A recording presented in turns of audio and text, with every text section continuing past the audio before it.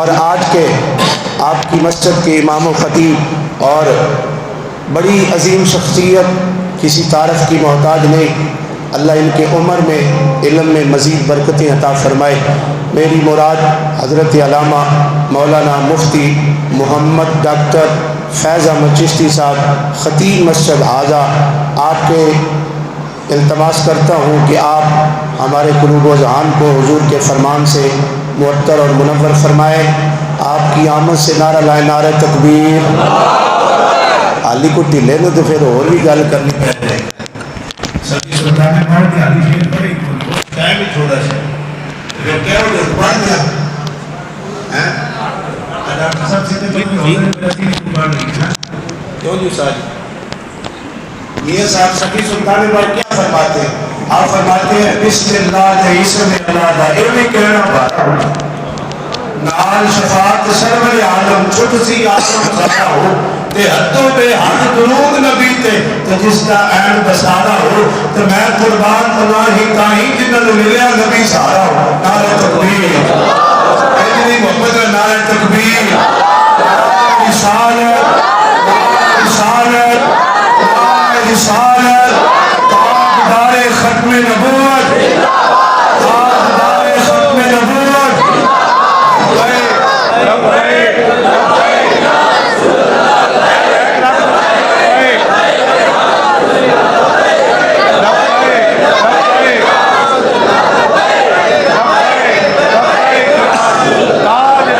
ختم نبوت۔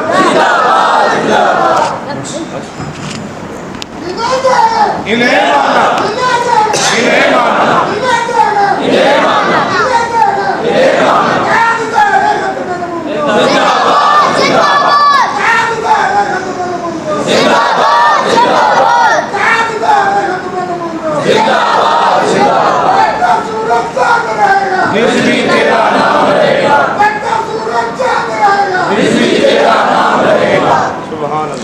بسم اللہ الرحمن الرحیم نحمد و نصلی علی رسول الکریم اما بعد اعوذ باللہ من الشیطان الرجیم بسم اللہ الرحمن الرحیم محمد الرسول اللہ صدق اللہ العظیم و صدق رسول النبی الکریم الامین قال اللہ تبارک و تعالی فی شان حبیبی ان اللہ ملائکتہ یصلون علی النبی یا ایہا الذین آمنوا صلوا علیہ وسلموا تسلیما۔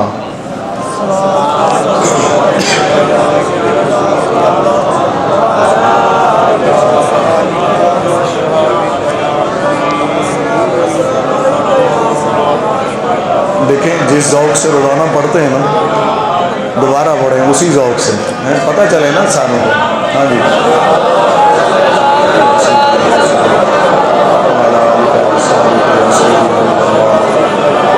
السلام علیکم یا سیدی یا رسول اللہ وعلی آلک و اصحابک یا سیدی یا رحمت للعالمین۔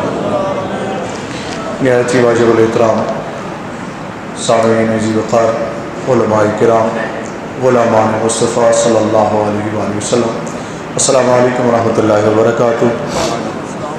آج کی یہ محفل ہماری میلاد النبی صلی اللہ علیہ وسلم کی محفل ہماری چل رہی ہیں، اسی سلسلے میں تھی حاجی مشتاق صاحب کے گھر پہ، لیکن وہاں وہ گلی کے آگے پانی وانی کا مسئلہ تھا، اس وجہ سے انہوں نے کہا جی ہم مسجد میں کر لیتے ہیں۔ میں نے کہا جی ویلکم، مسجد میں کر لیں گے، اور میں سمجھتا ہوں یہ بہتر فیصلہ ہو گیا ہے لیکن گھر میں منانا تو وہ اپنا ایک ذوق ہوتا ہے نا، شوق ہوتا ہے، برکت حاصل ہوتی ہے، تو وہ برکت یہاں سے بھی انشاءاللہ حاصل ہو جائے گی۔ دعا ہے کہ اللہ تعالیٰ ان کی اس کوشش کو اور ہم سب کی حاضری کو اپنی بارگاہ میں منظور و مقبول فرمائے۔ آمین۔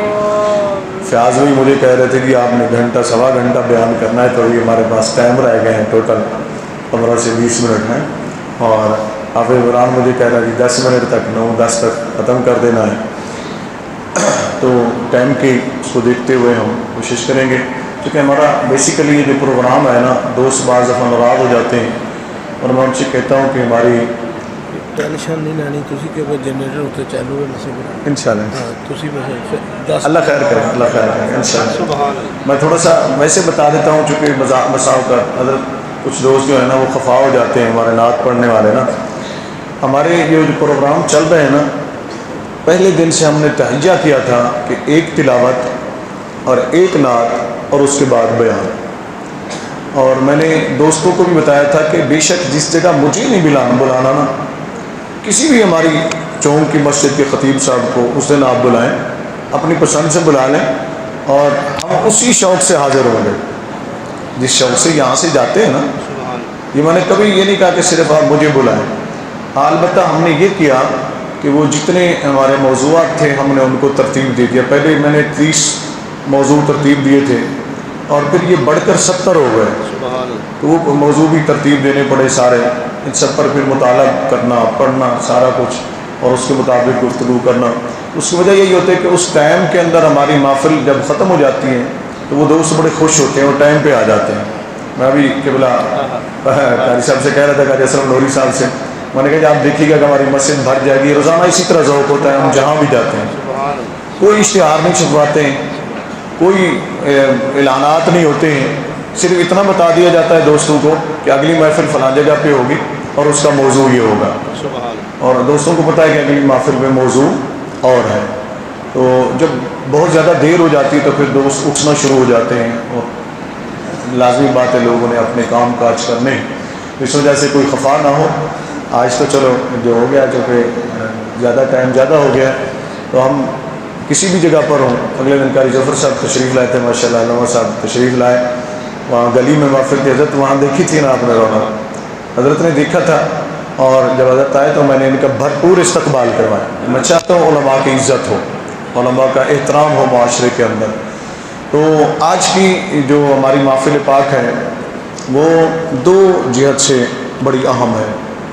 ایک تو محفل میلاد النبی صلی اللہ علیہ وسلم، اور دوسرا حاجی صاحب حاجی مشتاق صاحب اور ساتھ حاجی اشرف صاحب. ہاں جی حاجی اشرف صاحب ماشاء اللہ وہ بیٹھے ہیں سامنے. دونوں عمرے پہ گئے تھے اور ہماری بیٹی بھی فیاض صاحب کے گھر والے، حافظ عمران صاحب کے گھر والے وہ بھی گئے تھے. اسی طرح یہ سارا گھر کے لوگ جب وہاں گئے تو یہ ابھی مدینۃ المنورہ دیکھ کے آئے ہیں. سبحان اللہ. سرکار کا روضہ اقدس، سرکار کا شہر دیکھ کے آئے ہیں. اور یہاں حاجی قدرت اللہ صاحب کے بیٹے پتہ نہیں آئے کہ نہیں، وہ بھی میرے خیال میں کل ہی آ رہے ہیں. حاجی قدرت صاحب بیٹھے ہیں، وہ بھی کل ہی لوٹے ہیں. تو پہلے تو میں نے جو ہے نا، ان کے بیٹے بھی آئے تھے اور حاجی صاحب گئے، تو میں نے تو رج کے ان کی آنکھیں چومی ہیں. محبت، چونکہ آج موضوع ہمارا ہے محبت و عشق مصطفیٰ صلی اللہ علیہ وسلم، ٹھیک ہے نا جی. حاجی قدرت اللہ صاحب کا بیٹا آیا، مجھے ملا تو میں نے اس کی بھی آنکھیں چومی. اور اگلے دن کچھ دن پہلے حاجی محمد حسین صاحب ہو کے آئے تھے تو میں نے ان کی آنکھیں چومی، یہ رونے لگ گئے. کہنے لگے میری اکھاں کیوں چوم رہے ہو؟ میں کہ میں چومے اس واسطے رہا کہ تسی کو تو عرش تو نہیں لگتے، میرے آقا دے روزے نو دیکھ کے آیا. نعرہ تکبیر، نعرہ رسالت، نعرہ رسالت، تاجدار ختم نبوت. تو میرے آقا کے روزے کو دیکھ کے آئے ہیں. یہ دونوں چیزیں ہم نے ساتھ لے کے چلی. آیت میں نے پڑھی محمد الرسول اللہ صلی اللہ علیہ وسلم، اس کا ایک حصہ ہے آیت کا ابتدائی. محمد صلی اللہ علیہ وآلہ وسلم اللہ کے رسول ہیں. اچھا میں نے تو کسی اور جہت سے پڑھی، شاید دوست کچھ اور سمجھ رہے ہوں گے. اب دیکھتے ہیں اللہ تعالیٰ ہمیں کدھر لے جاتا ہے، ہم ادھر چل پڑیں گے. تو میں اس میں بیٹھا ہوا تھا، ایسے میں نے کیا دیکھا نا تو مجھے مہر نبوت نظر آئی. سبحان اللہ. یہ نقش بنا ہوا ہے سامنے ہوگا ہمارے سروں کے اوپر، ٹھیک ہے. محمد الرسول اللہ، مہر نبوت. وہ میں ایسے بیٹھا ہوا تھا نا، وہ تھوڑی دیر پہلے اسلم نبی صاحب ماشاء اللہ بڑی اچھے وہ پڑھ رہے تھے، تو مجھے میں اسی ذوق میں بیٹھا ہوا تھا تو اوپر دیکھا تو وہ مہر نبوت سامنے نظر آئی. میں نے کہا کیوں نہ آج اسی پر ہی ہم گفتگو کر لیں. سبحان اللہ. ہے جی، اور اسی پر تھوڑا سا محبت کا پہلو جو ہے وہ ہم سمجھ لیں. کیونکہ خطابات تو آپ سنتے ہیں اور میں خطابات کے انداز میں یہاں جو ہمارے محافل چل رہی ہیں وہ گفتگو ہماری ہوتی نہیں ہے. سادی سی گفتگو سمجھانے والی کہ دوست سمجھیں. یہ جو نوجوان بچے آتے ہیں روزانہ اور ہمارے بزرگ بھی آتے ہیں، وہ بھی الحمدللہ اس کو سمجھ چکے ہیں. اس سے آپ اندازہ لگا لیں کہ اس وقت تک ہم تقریباً جو سرکار دو عالم صلی اللہ علیہ وسلم کی شانیں اور آقا علیہ السلام کی سیرت میں سے کوئی 48 کے قریب موضوعات بیان کر چکے ہیں الحمدللہ، ٹھیک ہے نا، مختلف موضوعات۔ لازم بات ہے ان پہ بھی تھوڑا سا ٹائم تو لگتا ہے نا، ذہن میں رکھنا، انہیں بیان کرنا۔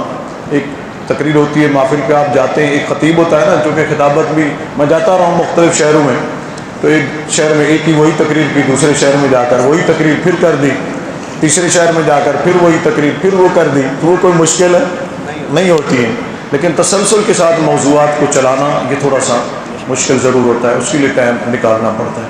اب آئیے، یہ میں نے کہ وہ پڑھا محمد الرسول اللہ صلی اللہ علیہ وسلم، محمد رسول اللہ، 3 لفظ ہیں، ٹھیک ہے نا، 3۔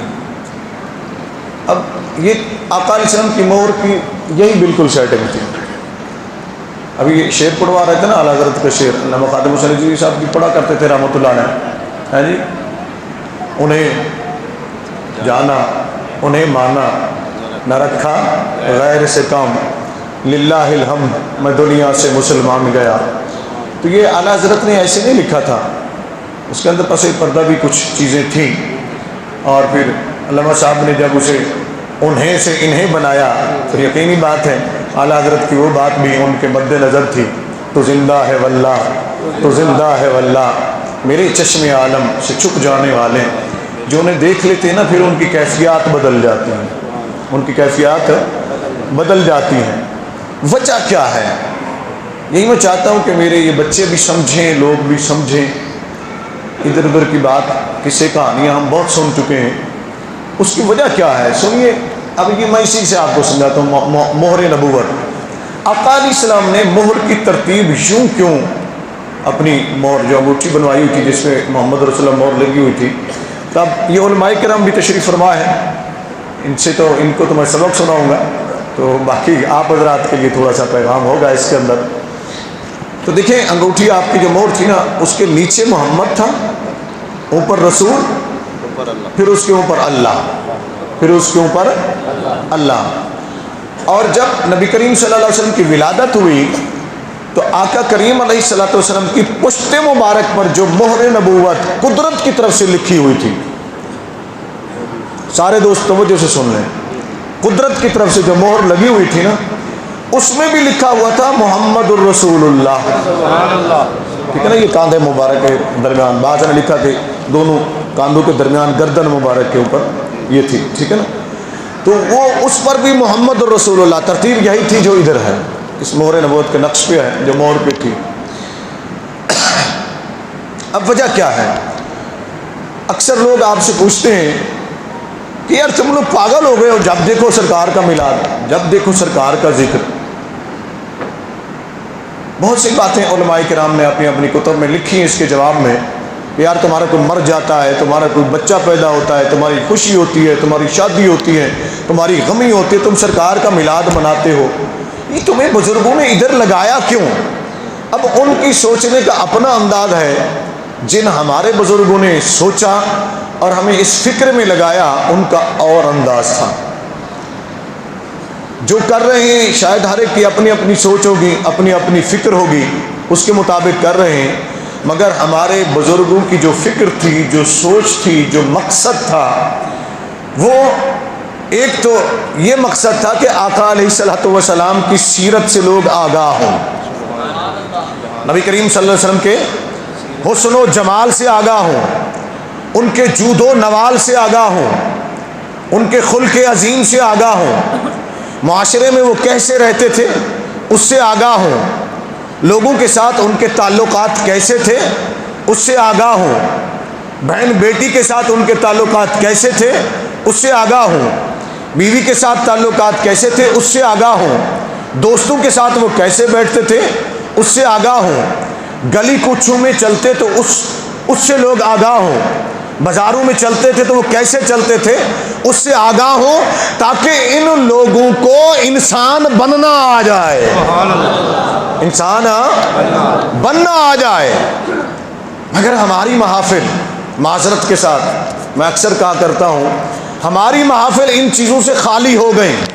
ان چیزوں سے خالی ہو گئیں. ہم نے زیادہ تر وہ چیزیں بیان کرنے کی کوشش کی چاہے وہ صحیح ہوں یا غلط ہوں، چاہے وہ روایت مستند ہو یا نہ ہو، وہ قصہ وہ واقعہ فائدہ مند ہو یا نہ ہو. ہم نے اس لیے بیان کرنا ہے کہ اس پر نوٹ زیادہ ملنے ہیں، اس پر پیسے زیادہ ملنے ہیں، اس پر طرز اچھی لگنی ہے، اس پر دوڑے ماہی اچھے فٹ ہونے ہیں، اور لوگوں کی ہم نے جیبیں خالی کرنی ہے. میں ہر جگہ یہی سمجھاتا ہوں، آپ کے تو نہیں سمجھاتا ہوں، بولے نا، کوئی نئی بات تو نہیں کر رہا نا. میں جہاں بھی جاتا ہوں یہ بات سمجھاتا ہوں کہ خدا کے لیے میرے نبی کی سیرت کو بیان کر کے تو دیکھو نا، آقا علیہ السلام کی شانوں کو بیان کر کے تو دیکھو نا. یہ دنیا پیاسی ہے. امام ملا علی قاری رحمۃ اللہ علیہ نے بڑی اچھی بات لکھی شرح شفا کے اندر. وہ فرماتے ہیں جو بھی بندہ چاہتا ہے نا کہ اس کو عزت ملے، جو بندہ چاہتا ہے اسے محبت ملے لوگوں سے، جو بندہ چاہتا ہے لوگ اس سے پیار کریں، تو امام ملا علی قاری فرماتے ہیں اسے کہو کہ وہ ذکر مصطفیٰ کو اپنا معمول بنا لے، آقا علیہ السلام کے ذکر کو اپنا معمول بنا لے، نبی کریم صلی اللہ علیہ وسلم کی سیرت کو بیان کرنا اپنا معمول بنا لے، آقا علیہ السلام کے حسن و جمال کو بیان کرنا اپنا معمول بنا لے. تو ایک مقصد تو یہ تھا ہمارے اکابرین کا، انہوں نے یہ محافل شروع کی تھی تاکہ لوگوں کو نبی کریم صلی اللہ علیہ وسلم کی سیرت سے آگاہی حاصل ہو. دوسری بات جو آیت میں نے پڑھی محمد رسول اللہ مور نبوت صلی اللہ علیہ وسلم کو دیکھ کر اس کی یہ ترتیب کیوں رکھی گئی؟ محمد رسول اللہ. محمد صلی اللہ علیہ وسلم ہمارے نبی کا نام ہے، اسم ذات، ٹھیک ہے نا جی، ذاتی نام، ایک محمد اور ایک احمد صلی اللہ علیہ وسلم. اور رسول ان کی صفت ہے، رسول ان کی صفت ہے صلی اللہ علیہ وسلم. اور پھر سب سے اوپر ہے اللہ، سب سے اوپر ہے اللہ. یہ ترتیب ہے. چونکہ ہم نے چلنا ہے ادھر سے، کدھر سے چلنا ہے؟ ہم نے ادھر سے، نیچے زمین سے چلنا ہے، ہم نے زمین سے چلنا ہے ہم نے. تو یہ ترتیب اللہ کی طرف سے بھی یہی ترتیب رکھی گئی مہر نبوت کے اندر، اور نبی کریم صلی اللہ علیہ وسلم نے بھی جو مہر بنوائی اس کے اندر بھی یہی ترتیب رکھی گئی. کیوں؟ اب یہ غور سے سنیے گا. لوگوں نے جو کچھ رسالت سے ملنا تھا وہ لینے کے بعد کہا جی ہمیں محمد کی ضرورت نہیں. میں بڑی اہم بات سمجھا رہا ہوں آپ کو، پھر سمجھیں. محمد صلی اللہ علیہ وسلم ذات ہے. کیا ہے؟ ذات. رسالت ان کی صفت ہے، رسالت ان کی صفت ہے، اور جو کچھ ان کے صدقے ملا ہے وہ بھی ان کی صفات میں شامل ہوگا، اور ان کی صفت کا صدقہ ہوگا. کس کا صدقہ ہوگا؟ صفت کا صدقہ ہوگا. محمد صلی اللہ علیہ وسلم کی صفت کا صدقہ. وہ رسول ہیں اللہ کے، وہ رسول ہیں اللہ کے. اس رسالت کے صدقے تجھے ایمان ملا ہے. میری بات کو غور سے سنیے، میں نے بڑی اہم بات سمجھانی ہے آپ کو، جتنے بھی بیٹھے ہیں سارے دوست. ایمان ملا ہے آپ کو کس کے صدقے؟ رسالت. نبی کریم صلی اللہ علیہ وسلم کو رسالت عطا کی گئی نا، صفت بحیثیت رسول ہمیں ایمان ملا ان سے، ٹھیک ہے نا جی. قرآن ملا، رب کا عرفان ملا، ساری چیزیں ہمیں ملی اس وصف محمد صلی اللہ علیہ وسلم کے صدقے. اب علماء کرام چونکہ موجود ہیں، وہ آگے اس پر مزید اپنی اپنی جگہ پر سوچیں گے، تحقیق بھی کریں گے، مجھ سے بہتر جانتے ہیں. لیکن یہاں میں پیغام یہ دے رہا ہوں اپنی نوجوان نسل کو، کیونکہ سوشل میڈیا کا دور ہے. میرا آئے دن ان سے واسطہ رہتا ہے، اور آئے دن میں ان کے اعتراضات کے جوابات لکھتا رہتا ہوں، جو کچھ میرے نبی سے دور کرنے کی کوشش کی جا رہی ہے. وہ کہتے ہیں جو وصف کے صدقے ملا ہے وہ لے لو، ذات کو وسیلہ نہ بناؤ. توجہ ہے کہ نہیں توجہ؟ بھائی جو وصف کے صدقے ملا وہ لے لو، جو ذات ہے اس کا وسیلہ جائز نہیں ہے. یار کیسا تو آدمی ہے، کیسی تیری سوچ ہے، کیسی تیری فکر ہے. اسی لیے نے تو اللہ نے بھی ترتیب یہ رکھی محمد رسول اللہ، ٹھیک ہے نا. اور رسول اللہ صلی اللہ علیہ وسلم نے بھی محبت جو مہر نبوت بنوائی محمد रसूल फिर अल्लाह। फरमाया पहले तुम्हें दरे मोहम्मद पर आना होगा, पहले तुम्हें दरे मोहम्मद पर झुकना होगा सल्लल्लाहु अलैहि वसल्लम, कदमैन मोहम्मद में तुम्हें आना होगा सल्लल्लाहु अलैहि वसल्लम। अपनी जात को जाते मुस्तफ़ा में फना करोगे तो तुम्हें रिसालत का फैज़ मिलेगा, वरना लेकर भी बेफैज़ रहोगे, वरना लेकर भी बेफैज़ रहोगे। फिर समझो कि रिसालत अल्लाह की तरफ से एक सिफत है, मनसब है जो नबी करीम सल्लल्लाहु अलैहि वसल्लम को अता किया गया, जो नबी करीम सल्लल्लाहु अलैहि वसल्लम को अता किया गया। अब जो रिसालत मनसब है, वस्फ मैं फिर समझा रहा हूँ, सारे बच्चे नौजवान सारे इसको अच्छे तरीके से समझ लें। वो मनसब, वो वस्फ रसूलुल्लाह सल्लल्लाहु अलैहि वसल्लम का, उसको अल्लाह ने रखा है दरमियान में। कहाँ रखा है? उसके रसूल सल्लल्लाहु अलैहि वसल्लम ने भी रखा है दरमियान में। इधर से चलोगे तो पहले मोहम्मद सल्लल्लाहु अलैहि वसल्लम, क्या पहले मोहम्मद सल्लल्लाहु अलैहि वसल्लम। अब ये उनके लिए भी लम्हा फिक्रिया है और मेरे नौजवानों के लिए भी पैगाम है और बुजुर्गों के लिए भी, कि जो कहते हैं जी हम डायरेक्ट अल्लाह से लेंगे, हम ऊंची बोल देना, डरे नहीं ना, पता चले कि लोग बैठे हैं। क्या कहते हैं? हम डायरेक्ट अल्लाह से लेंगे। रब ने फरमाया कि मेरे तक तू आएगा तो मुझसे लेगा ना, मेरे तक तू आएगा तो लेगा ना, मुझसे उसे मिलेगा जो उधर से लेकर इधर देगा, जो उधर से लेकर इधर देगा। लिहाजा दरमियान में है रिसालत, दरमियान में है रिसालत, और उस रिसालत को मैंने बना दिया है वास्ता। क्या बना दिया है? वास्ता। मैंने वास्ता बना दिया उस रिसालत को। फिर सुनिए गौर से मेरी बात को, तवज्जो से, चूंकि बात है मोहब्बत और इश्क़ मुस्तफ़ा सल्लल्लाहु अलैहि वसल्लम, तो कैसे करना है हमने, किस तरीके से मोहब्बत करनी, किस तरीके से इश्क़ करना है सरकार दो आलम सल्लल्लाहु अलैहि वसल्लम से। चूँकि इश्क़ की तारीफ़ क्या है, मोहब्बत की तारीफ़ में आ गया है, थोड़ा सा अर्ज़ कर दूँगा इंशाअल्लाह रज़ीम, ठीक है ना जी। अब वो रिसालत को अल्लाह ने दरमियान में रखा, किस लिए रखा? यहाँ सूफी आए किराम लिखते हैं अलैहिमुर रहमा, मैं उनका दामन थामते हुए बात अर्ज़ करूँगा। वो फरमाते हैं कि चूँकि अल्लाह अज़्ज़ा वजल खालिक है, अल्लाह अज़्ज़ा वजल खालिक है, और फिर जो उसने फैज़ान देना है ना, उसने दरमियान में रिसालत को रखा कि महबूब इसके ज़रिए मैंने तेरी तरफ देना है, और फिर जिसने लेना है ना मेरा फैज़ान, उसने तेरे ज़रिए से लेना है। मोहम्मद सल्लल्लाहु अलैहि वसल्लम वो छलनी है आका अलैहिस्सलातु वस्सलाम की ज़ात गिरामी, कि अल्लाह का जो जलाल है ना, अल्लाह का जो जलाल है, उसके जो अनवार और तजल्लियात हैं, हर एक के बस में नहीं है बर्दाश्त करना। रब ने फरमाया दरमियान में रिसालत को रखा, फिर महबूब तेरे सीने को छलनी बना दिया, जो तेरे से होकर जाएगा, फिर जो तुझसे लेगा तो वो तेरी तरफ से मेरा जलाल भी जमाल बनकर मिलेगा उसे, मेरा जलाल भी उसे जमाल बनकर मिलेगा, मेरा जलाल भी उसे जमाल बनकर मिलेगा। तब वो मेरे करीब आएगा, तब वो मेरे करीब आएगा। इसलिए रब ने फरमाया मुहम्मदुर रसूलुल्लाह, मोहम्मद सल्लल्लाहु अलैहि वसल्लम अल्लाह के रसूल हैं। तो ये तरतीब क्यों रखी? अहले मोहब्बत ने यूँ समझाया, अहले मोहब्बत ने यूँ समझाया। वो फरमाते कि देखो तुम चाहते हो ना कि रिसालत का फैज़ मिले, ठीक है ना। वो कहते हैं ऐसा करो कि पहले अपने आप को मोहम्मद सल्लल्लाहु अलैहि वसल्लम पर फ़िदा तो करके देखो ना, पहले उन पर फ़िदा करो, अपने आप को पहले उन पर फ़िदा करो, मोहम्मद सल्लल्लाहु अलैहि वसल्लम पर फ़िदा करो, उन पर मिटा दो, उन पर। जब उन पर तुम अपने आप को मिटा दोगे, वो अभी पढ़ रहे थे ना बाबा जी, ये कहा करते, क्यों कहा करते थे, आला हज़रत फाजिल बरेलवी में क्यों कहा, ये बुज़ुर्ग क्यों कहते हैं, जिन्होंने दीदार किया वो क्यों कहते हैं, और बहुत सारे बुजुर्ग हैं ये उनका तस्करा कर रहे थे, तो क्यों कहते हैं? इसलिए कि जिन्होंने देख लिया ना, हैं, तो वो कहते हैं ना 3 महीने खलकत रजी वेद के यूसुफ के नानी, हैं, मिस्र में 3 महीने तक भी वो खलकत भूख प्यास मिटाती रही, حسن یوسف کو دیکھ کر، حسن یوسف کو دیکھ کر، جو تیرے اور میرے نبی کے حسن کا 40واں حصہ ہے۔ کون سا حصہ ہے؟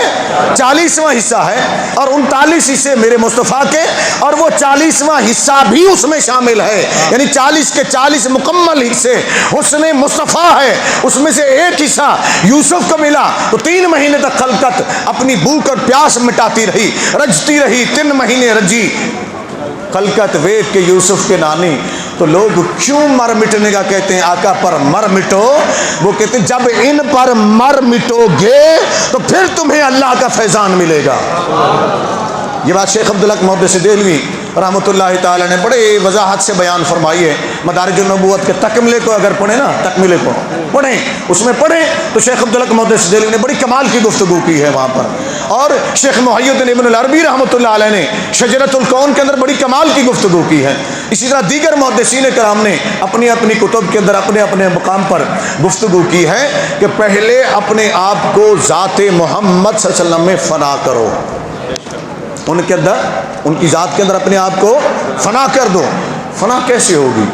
فنا تب ہوگی، اچھا بھی ایکو چل رہی ہے، اس کو درود شریف پڑھیں گے۔ الصلاۃ والسلام علیک یا سیدی یا رسول اللہ وعلی آلک و اصحابک یا سیدی یا حبیب اللہ۔ الصلاۃ والسلام علیک یا سیدی یا رسول اللہ وعلی آلک و اصحابک یا سیدی یا رحمت للعالمین۔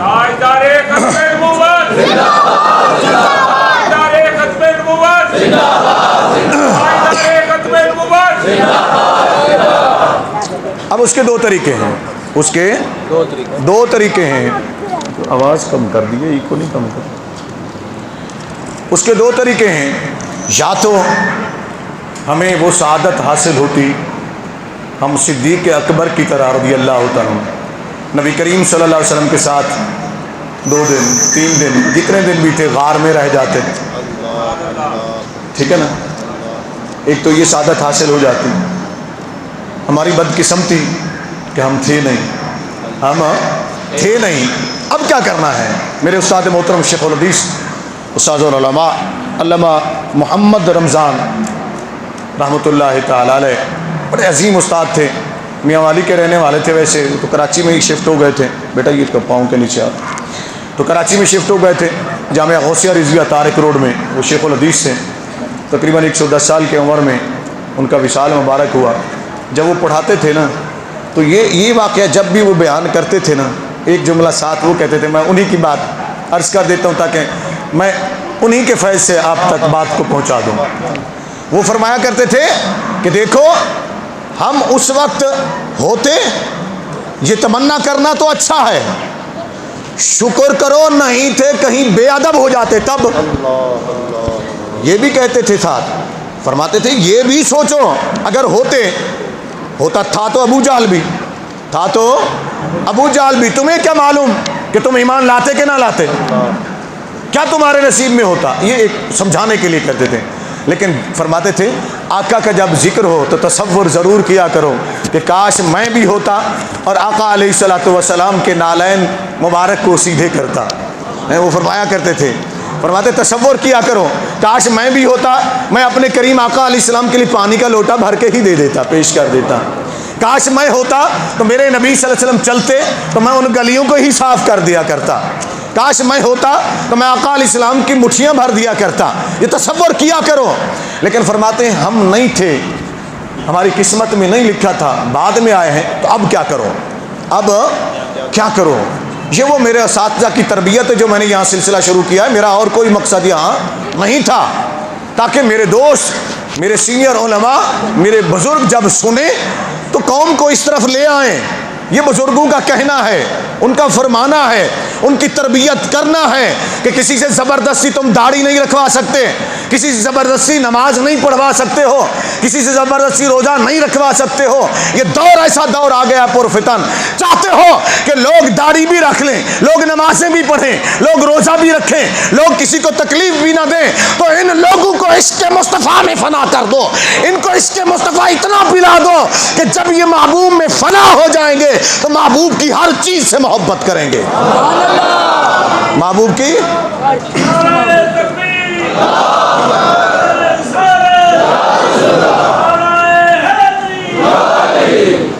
وہ کیا فرمایا کرتے تھے؟ وہ فرماتے تھے ایسا کرو.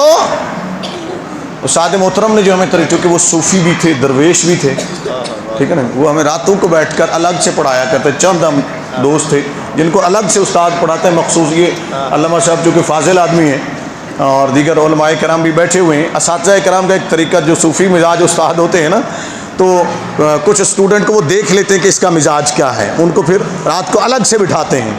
الگ سے بٹھا کر وہ ہمیں اوپر، جو کمرہ تھا آپ کی رہائش نیچے تھی، لیکن ہمیں اوپر بلاتے سب کو. کوئی ہمیں تقریباً 6 سے 7 ساتھی تھے جنہیں اوپر بلا لیا کرتے تھے اور بیٹھتے، اور کبھی مصنوی شریف کہتے کھول لو، ایسے ہی فرماتے تھے کھول لو. جو بھی چیپٹر سامنے آ گیا، جو بھی باب سامنے آ گیا، اس کو شروع کروا دیتے تھے. اب کیا ہوا؟ انہوں نے فرمایا کہ دیکھو دوسرا طریقہ یہ ہے. دوسرا طریقہ، تنہا بیٹھے ہو، اکیلے بیٹھے ہو، تو آقا علیہ الصلوۃ والسلام کی اگر حسن و جمال آقا علیہ السلام کا، صورت آپ صلی اللہ علیہ وسلم کے جسم اقدس، دست مبارک، چہرہ اقدس، زلف مبارک، مبارک آنکھیں، مبارک بھویں، آپ صلی اللہ علیہ وسلم کے قدمین مبارک، سینہ اقدس، اگر تمہیں یاد ہے، توجہ ہے نا جی، اگر تمہیں یاد ہے تو پھر ایسا کیا کرو، آنکھیں بند کر کے بیٹھ جایا کرو اور یوں تصور کیا کرو کہ میرے آقا کی جو یہ بھویں ہیں نا، یوں تھیں جیسے چاند نے بل کھایا ہوتا ہے. چاند نے بل کھایا ہوتا ہے. حامیم ایسے تو نہیں کہا گیا نا جی. فرماتے ہیں اور اگر کبھی تصور کرو، تمہیں یاد ہو، تو آقا علیہ السلام کی پیشانی کا تصور کرو، کریم آقا علیہ الصلوۃ والسلام کی. کیا رب نے ایسے تو نہیں فرمایا والفجر؟ اس والفجر والی پیشانی کا تصور کیا کرو، چمکتی پیشانی کا. کیا فرماتے ہیں؟ جس کے بارے میں صحابہ کرام رضوان اللہ تعالی علیہ مجمعین بیان فرماتے ہیں، اگر ہمارے آقا کریم علیہ السلام کو پسینہ آ جاتا، اور ام المومنین عائشہ صدیقہ رضی اللہ تعالیٰ عنہ نے تو کمال کا نقشہ کھینچا ہے. وہ کیا بیان فرماتی ہیں؟ فرماتی ہیں ایک دن پیشانی اور رخساروں کا، آقا کریم علیہ السلام پیشانی اور رخساروں کا وہ تذکرہ کرتے ہوئے فرماتی ہیں سنو، ایک دن آقا علیہ الصلوۃ والسلام اپنے جوتے مبارک گانٹھ رہے تھے. کبھی یہ کام ہم نے کیا ہے؟ اپنے گھر کے کام کبھی کیے ہیں ہم تو اتنے نکمے ہو گئے کہ ہم کہتے ہیں ہمارے نوکر چاکر ہو تو وہ کام کریں. گھر کے کام کاج کرنا سنت رسول ہے صلی اللہ علیہ وسلم، کر لیا کرو، بڑا فائدہ ملتا ہے. بہرحال آقا کریم علیہ الصلوۃ والسلام کے بارے میں کیا بیان فرماتے ہیں؟ حضرت صدیقہ رضی اللہ تعالیٰ عنہ. اوہ گلاس ادھر رکھ دیا آپ نے بھر کے. چلیں، ام المومنین صدیقہ فرماتی، میں نے دیکھا کہ گرمی کا موسم تھا. اب ذرا غور سے سنیے گا، آقا علیہ الصلوۃ والسلام کے بارے میں وہ بیان فرماتی، گرمی کا موسم تھا، آقا علیہ السلام جوتے گانٹ رہے تھے، آپ صلی اللہ علیہ وسلم نے تہ بند باندھا ہوا تھا اور بیٹھے ہوئے تھے.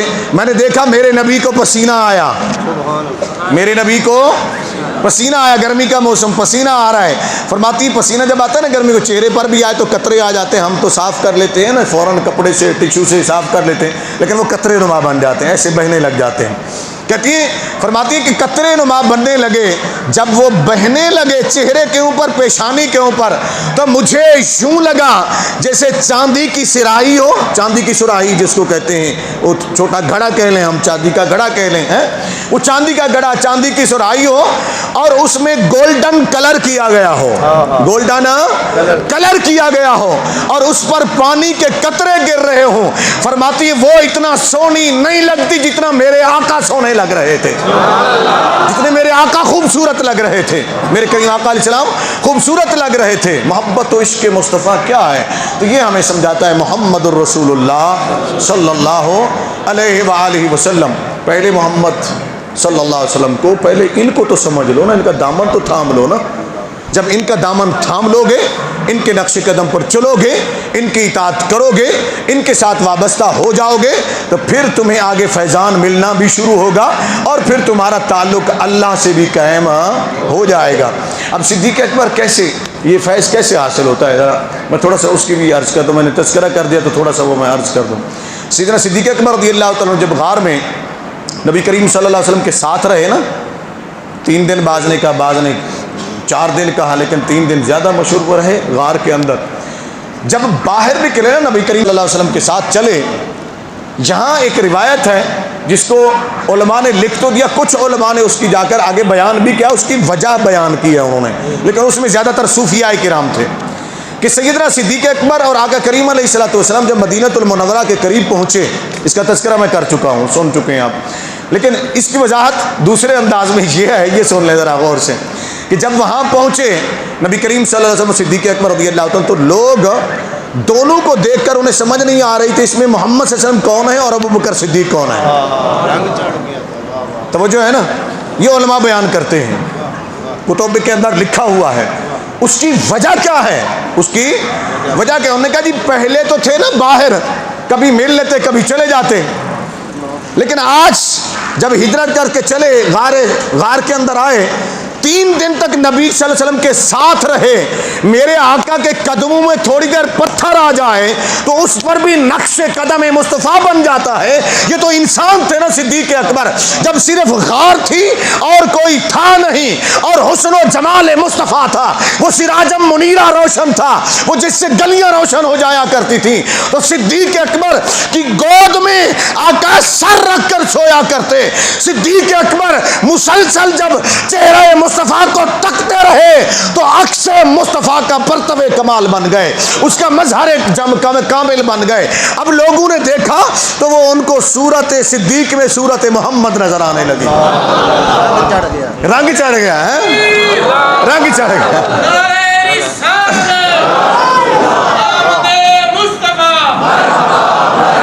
یہ وہ رنگ ہے۔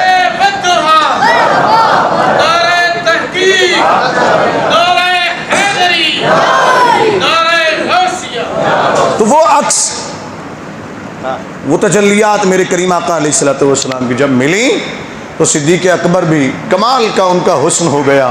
تو صدیق اکبر کو یوں مقام نہیں ملا۔ چلیں 9:15 ہو گئے تو میں کلوز کر دوں بات کو۔